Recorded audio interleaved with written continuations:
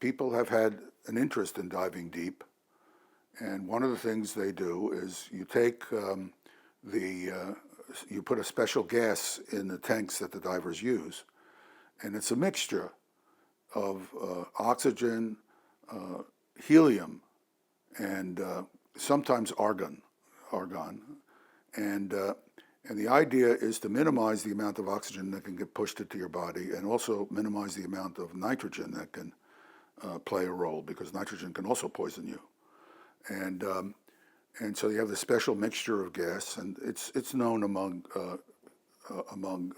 advanced divers, specialists, and you can only operate for a short time at these depths.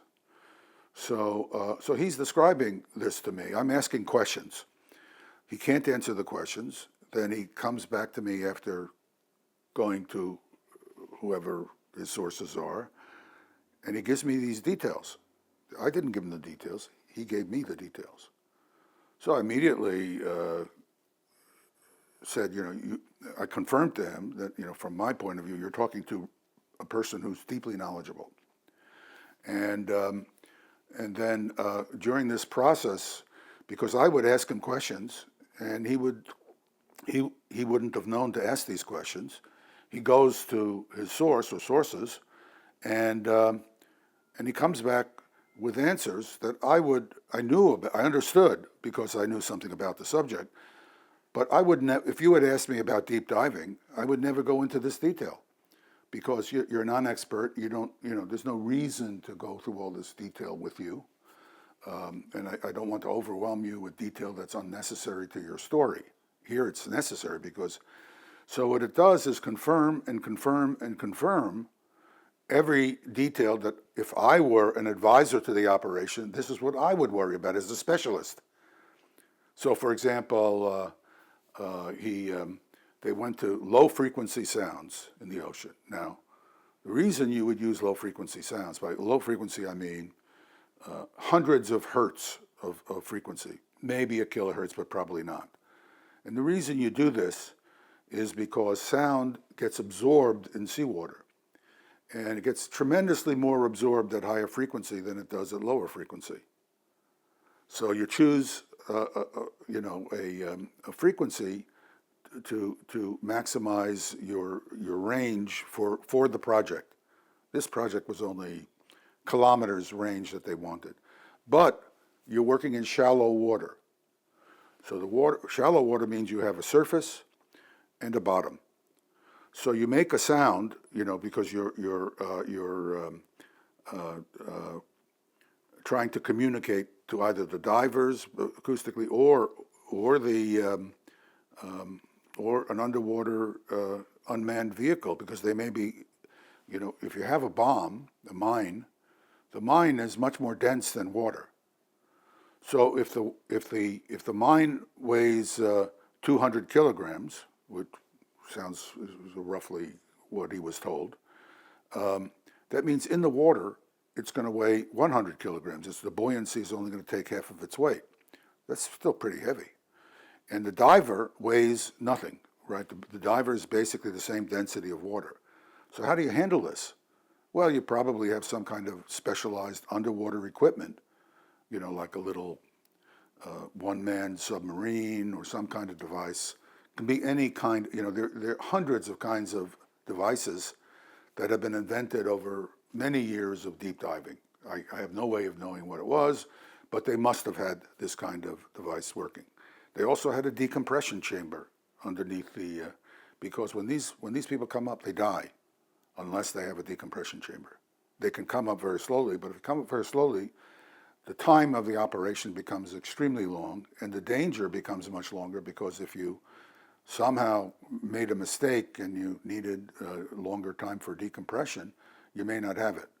So having a decompression chamber is critical. If you're going to keep the diver, you're going to protect the divers from dying. Now, who has this kind of capability except a country like the United States? The Russians, maybe. The Germans. There are advanced industrial countries that have this capability, but they're states. They're not a group of people on a yacht like the New York Times pathetically. It was a pathetic discussion. First of all, it was bad journalism from the beginning to the end. First, they did not acknowledge that Hersh had written this article. They said there was nothing there. They could say there was an article made and they have reason to believe it was not correct. But it's extraordinarily bad journalism to not acknowledge, because the reason they wrote this article is obvious. It's only days after Hersh's first article. And, there's been many months since this incident occurred. Hersh says to me, well, when the president said he wanted to detonate this thing at some future time, but he wasn't sure when. And they had to run and they had to change their plans and get special electronics. Well, I can tell you what the special electronics does.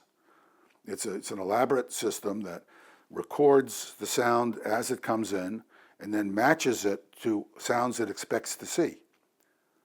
So it's straightforward technology for today, but it's not in everything. You turn on your stereo music, it's not in your, this kind of advanced electronics is specialized to this kind of special problem. So it tells me immediately that whoever he was talking to understood the complexities of underwater sound transmission. The fact that he was speaking to people who were so deeply knowledgeable about the details of this operation convinced me that he was talking to people who knew what, who were involved. And everything made sense. And it was clear that the United States could do something like this, although it struck me as unwise beyond belief. But I also am familiar with some of the people who advise President Biden, and I don't have a high regard for them. I think they are arrogant, aggressive, and ignorant. Everything that Hersh told me was absolutely a detail that was absolutely what you would need to do. And nobody, including me, because I hadn't thought about this, would have thought of these details until he brought them up. I mean, I understood them, and then I asked them further questions. But whoever he was talking to had a very, very sophisticated and detailed understanding of the operation. That was number one. It's when you're a professional scientist or any other professional, when you talk to somebody who's another professional, you immediately understand their level of professionalism. When you talk to someone who's trying to make believe they're a scientist, it's amazing how quickly, even though they're trying to say things that look sophisticated, it's amazing how quickly you can tell that you're not talking to someone who's truly a professional. Number two is Hersh has a record. He has a record, and he's very careful. America has no credibility in the world.